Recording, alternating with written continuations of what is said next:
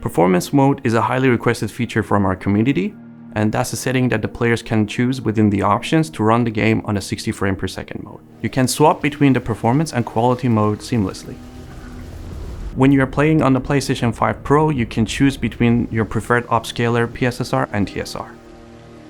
Our approach to performance mode was to keep the original cinematic experience intact. And I'll gut you like a fish. So from the outset, we were pretty set on not removing any features at all for the performance mode version of the game, and rather we made a series of targeted optimizations as well as performance mode specific settings. For the original release of Senua Saga Hellblade 2, we optimized to the 30Hz target and then actually optimized a bit further than that to give ourselves a bit of headroom for a smoother frame rate, as well as letting us scale more for PC hardware. And so that meant that we had a bit of spare CPU headroom, basically, where if we were to scale the graphics settings, you get some additional frame rate kind of by default, but it wasn't quite enough to get us all the way to 60 frames per second.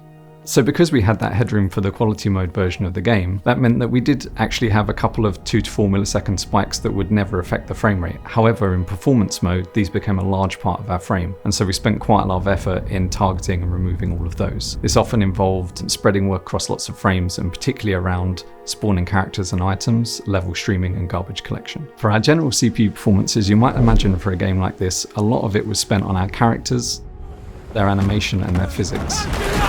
We got back most of our performance by making targeted improvements to animation, as well as making our anim blueprints performance mode aware so that we could branch certain functionality and make appropriate reductions when necessary. If you would just listen to me, Senua. We also implemented an animation frame budget allocator, which meant that we could set fixed budgets, which is very important for 60Hz games, to ensure a consistent frame time.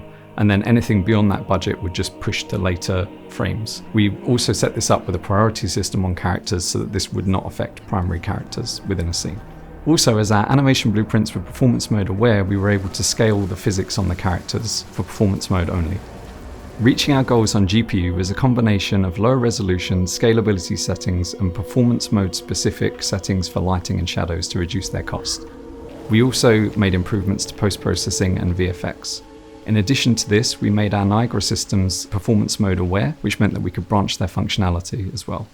There's a lot more to it and a lot of finer details to keeping the performance smooth and consistent at 60 frames per second, but that's the broad overview of what it took to get the game running at 60 on Xbox Series X, PlayStation 5 and PlayStation 5 Pro.